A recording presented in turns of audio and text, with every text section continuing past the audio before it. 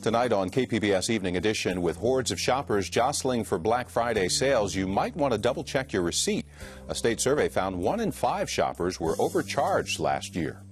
We'll bring you some only in San Diego Black Friday stories. Flu season is just around the corner. We'll speak with an ER doctor about how to avoid holiday illnesses and accidents. And Peggy Pico has the do's and don'ts of charitable giving. KPBS Evening Edition starts now.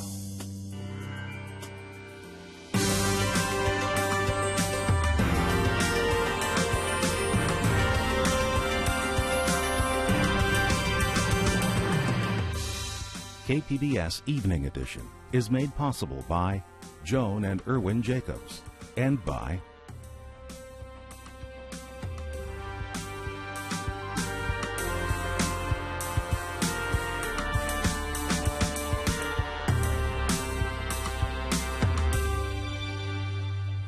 Hello, good evening. Thanks for joining us. I'm Dwayne Brown. Shoppers at an Oceanside Best Buy got something they probably didn't bargain for. The store opened at midnight, and shoppers were greeted with ridicule. Take a look. Spend money you don't have on stuff that you don't need, guys. Yeah, like, just get in there and buy some Chinese slave goods. Woo! The zombie apocalypse, yeah! That's right, don't worry about the Federal Reserve Bank printing money like it's going out of style. Don't worry about the Bilderberg Group. Go buy some new iPads. Go buy your new DVDs.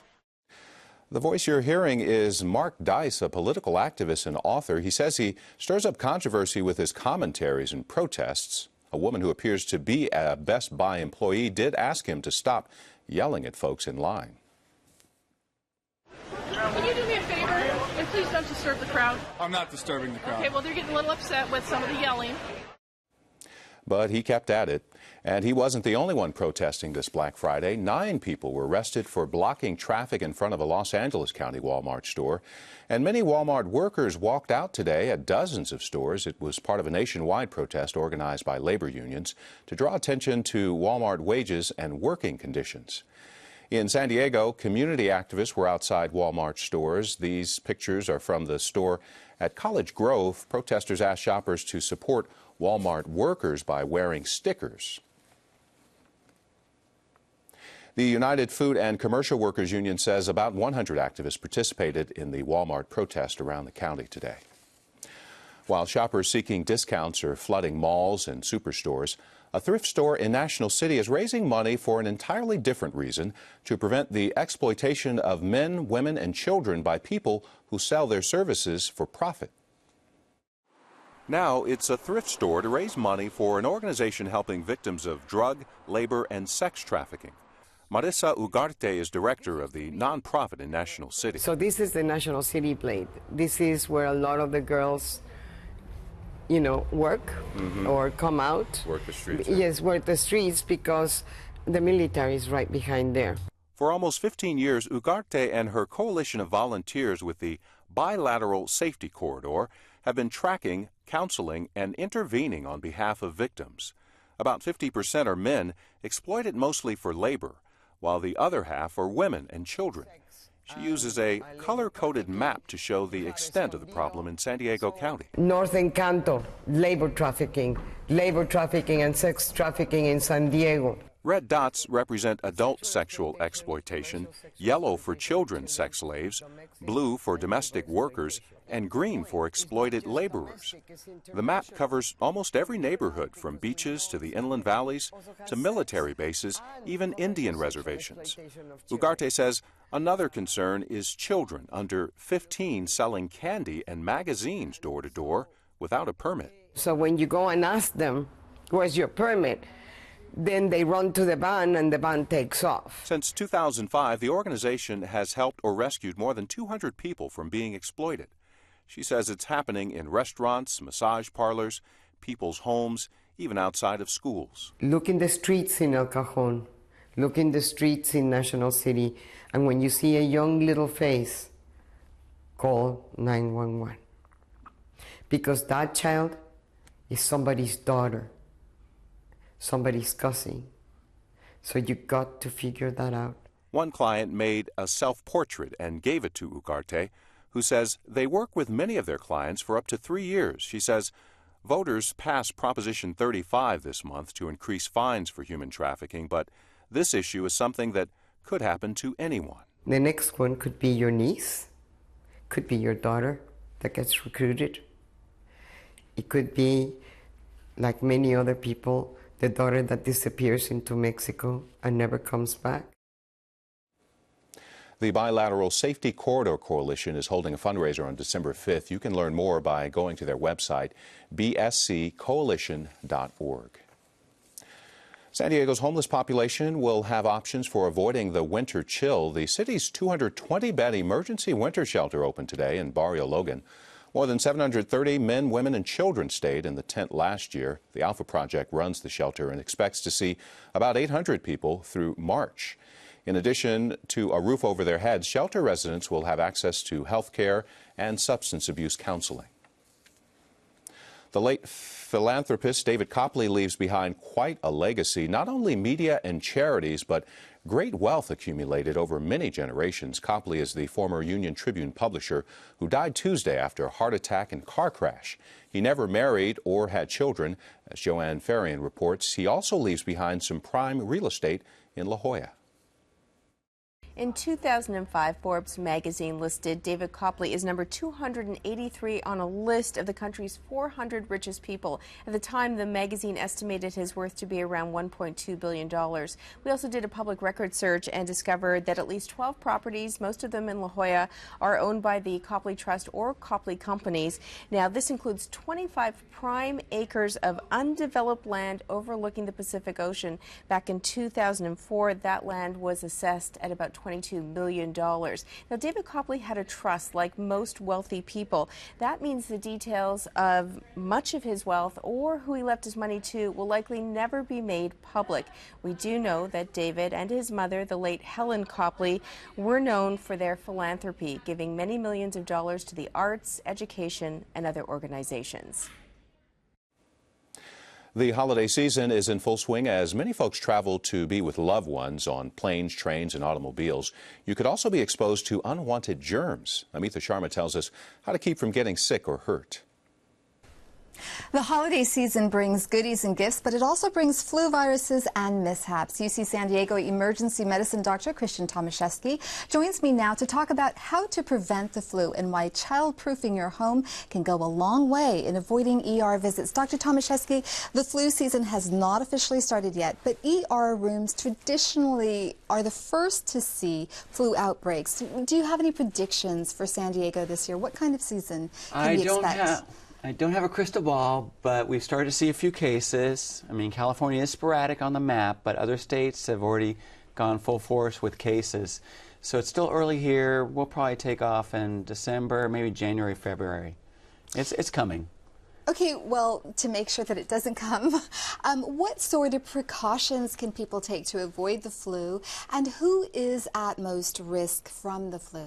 The precaution, it's really easy, folks. I mean, get your flu shot. Immunization is most of the battle. You want it by getting immunized.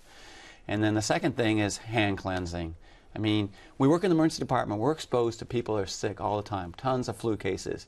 And do we end up getting sick and taking it home? No, because we make sure that every room has an alcohol dispenser that we clean our hands when we go in and when we come out.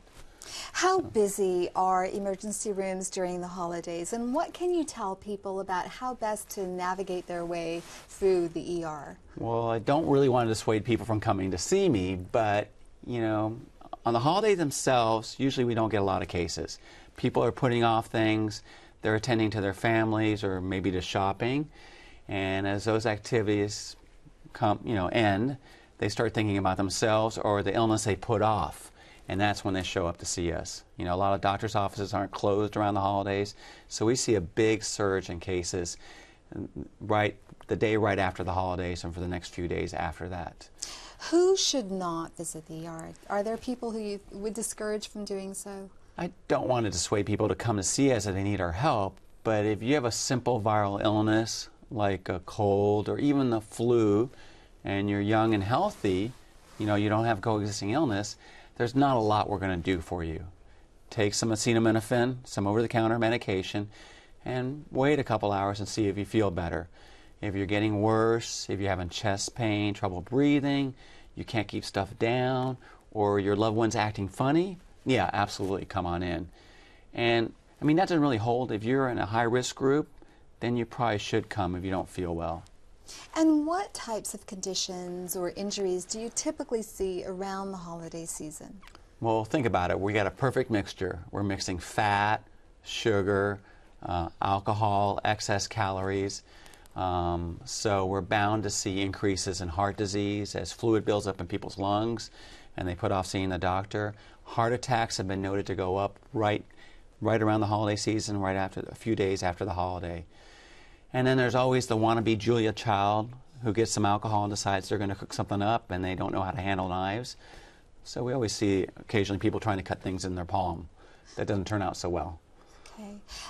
Around the holiday season, I mean, there's a lot of traveling going on, people visiting relatives with their young kids, and they're visiting people who don't necessarily have young kids, and so their homes may not be child safe.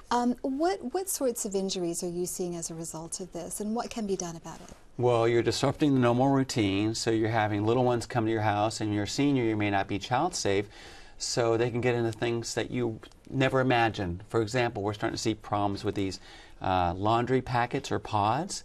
They look pretty, they're multicolored, they're convenient for washing your clothes, but if a child gets in those, just like in the washing machine, they dissolve and they can cause breathing problems, and actually we've had kids lose consciousness and end up on a ventilator. And so the idea is to keep that stuff stored high and away from children, and so what are you telling people? Well, do an assessment. You know, if you got little ones coming to your house, is your house child safe? Because you're not used to having kids there. And if you're taking your little ones to a new home, make sure you do just touch base with the host and see if there's any hazards there. And then the other thing I run into is seniors putting their pills out or losing them. Just one cardiac medication, for example, blood pressure medicine, can create havoc in a 10 or 20 pound toddler.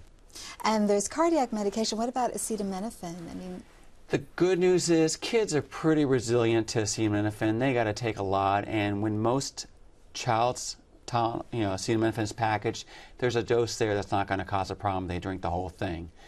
The error we see with kids is repeated dosing of high amounts, error. So make sure you check twice. Check twice. You measure twice, cut once. When you give children medication, we've seen errors in overdosing. Okay, and what about children being vaccinated for the flu? I know that in previous years we've had a shortage of vaccines for the flu. What are you seeing this year? This year we're doing okay, so take advantage of it. Go get it. I could tell you go get it before we run out, but so far we got good supplies. And that includes pregnant women. The best way to protect your future child is to pass on immunity through them. And you do that by you getting the flu vaccine so that they have the immunobodies, the immune bodies against the flu. Dr. Tomaszewski, thank you so much for speaking to us today. Sure. Thanks for having me. Take care. It's been a busy holiday for California Highway Patrol. They arrested 23 people on suspicion of drunk driving in San Diego County. The CHP says one person was killed in a traffic accident. That was between Wednesday evening and 6 o'clock this morning. Most people know what a Black Friday sale is, but have you ever heard of a four-color Friday sale? KPBS Arts and Culture reporter Beth Accomando joins us from the News Center to explain. So, Beth, what is a four-color sale? It's a comic book store's answer to Black Friday. Robert Scott of Kamikaze in Claremont thought Black Friday was too dull for a comic book store, so he decided to hold a four-color Friday sale, since most comics are printed in a four-color process.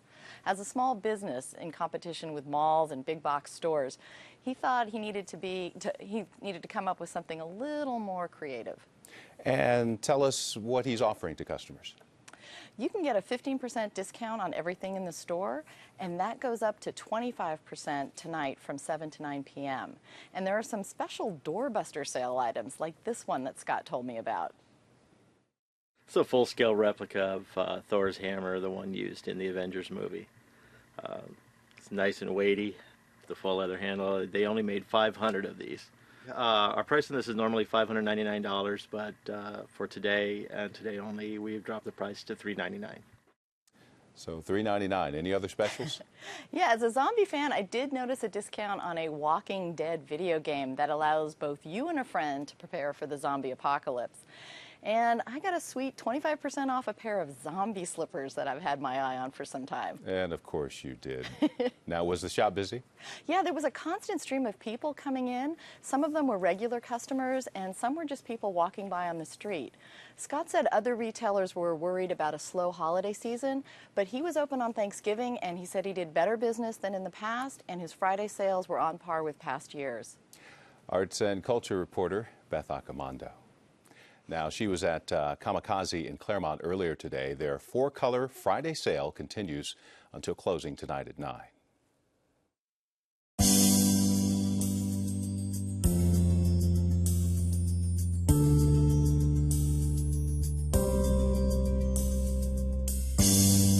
I'm Hari Srinivasan. On the next news hour, the view from Turkey of the Syrian war and the ceasefire in Gaza. Plus, Mark Shields and David Brooks. That's Friday on the PBS NewsHour.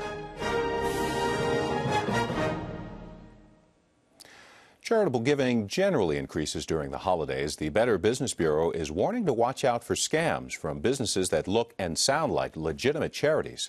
Peggy Pico has some tips for making sure your donations make it into the right hands. If you're like most people, you've probably received plenty of phone calls requesting donations to help Hurricane Sandy victims or support law enforcement or feed the hungry or any number of good causes. But how do we know if charities are legitimate and where the money you give is actually going? Here to help us with these questions is Cheryl Bilbrey, President and CEO of Better Business Bureau San Diego. Cheryl, thanks so much for being here.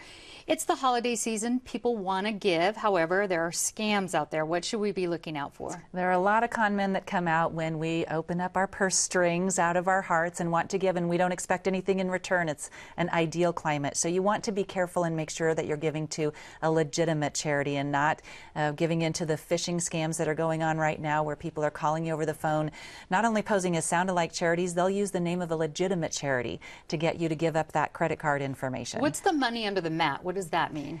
When someone will send a runner to your door, so oftentimes to avoid postal fraud, which carries extreme penalties with it, they'll send someone over to pick up the cash. Just leave the money under the mat and we'll stop by and pick it up. You want to be careful of those guys. Do people really leave money under a mat? Well, we call it the money under the mat, but it's sending a runner to your door, and that runner can take a lot of different forms, but it's basically avoiding the post office and trying to get you to give cash.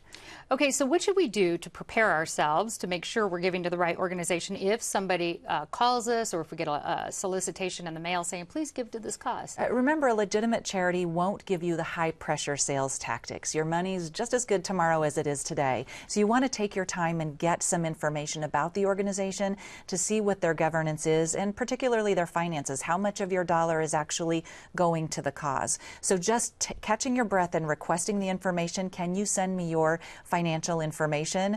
That'll stop a bad guy and they'll be gone. The Better Business Bureau actually rates charities. What do you, it's not a grade, correct? Right. We evaluate charities against a set of 20 standards. So we evaluate businesses as well, and we give businesses a grade of an A+ to an F.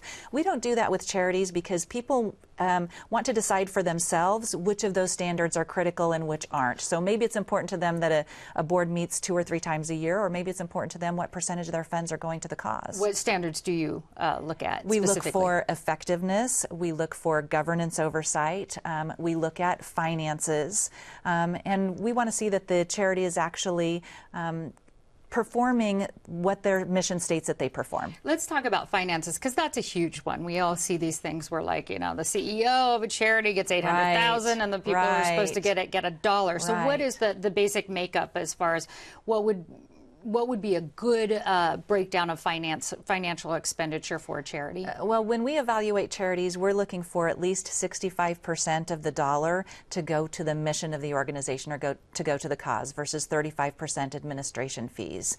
But depending on what cause you're giving to, you might want to compare charities against each other because some of them have higher administration costs by nature of their business, whether it's transportation costs or what have you. So comparing charities against each other, I think, is to the donor's benefit.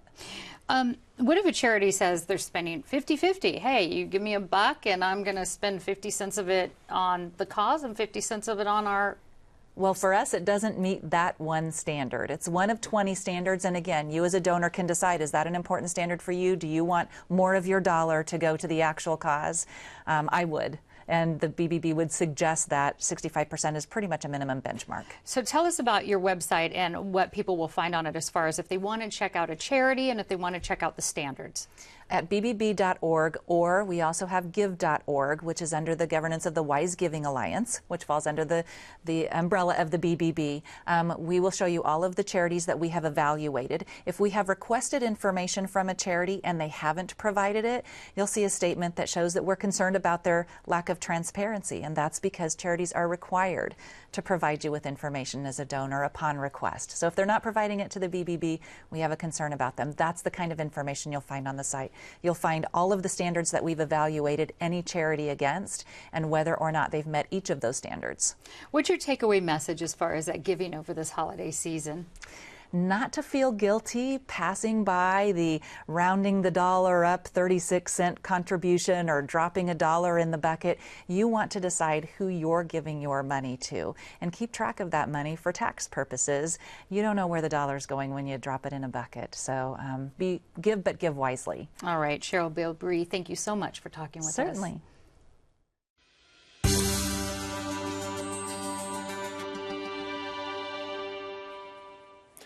Tonight, Ken Kramer takes us back to a time when trains chugged through San Diego streets.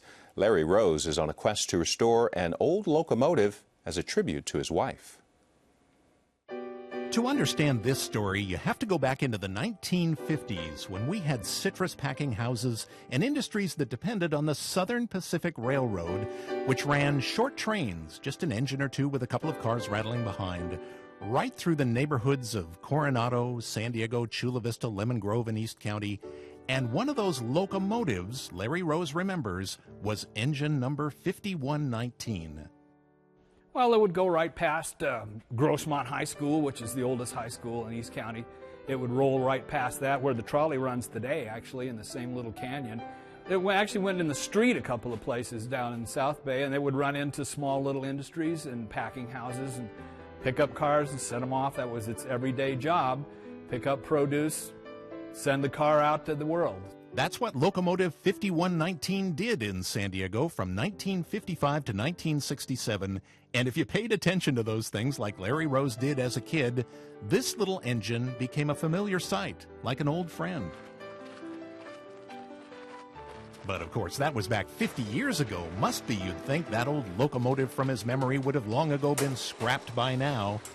But take a walk with Larry and Dick Pennick of the San Diego Railroad Museum in Campo, past the classic engines the museum has been able to acquire and restore, and take a look at this one. You might not recognize it, painted in different colors, but it's 5119. Come back home. You don't want to throw something like this away. This is San Diego history. Why? It's the last. The very last of all of its sisters that had been torn up for scrap, Larry Rose says. And here's where the story turns. How 5119 happened to be saved and brought back to San Diego has everything to do with love. My wife was the membership director here for 35 years. She passed away from pancreatic cancer in April this year. And this project's dedicated to her. Simple as that. Tanya Rose was a well-known San Diego folk singer who shared her husband Larry's love for trains and the Railroad Museum. Together, they contributed countless hours here. It was their shared passion. Shortly after her death, Larry heard that 5119 had been located in Modesto, where it had been working for years, still in good shape. He got an idea, but he'd have to act fast. I didn't need the money anymore to take care of her, so I started selling stock and dipping into my savings and scraped up whatever I could to buy this engine outright. He bought it, just like that, saved it, as a tribute to her. And so it was in her name that it was put onto a truck and brought to the museum in Campo. In her memory, it'll be repainted to look just as it did when it was such a familiar sight back in the 50s and 60s here. And because it was well maintained and still runs great, it'll find new life carrying the museum's excursion trains full of grown-ups and kids for years to come. In a way, she'll be a part of every one of them. Well, sure. We'll put a little plaque in it, and someday somebody will find that plaque and they'll wonder who Tanya Rose was. And that's worth it to me, just for that. For more stories like this, don't miss Ken Kramer's About San Diego Thursday nights at 8 on KPBS television.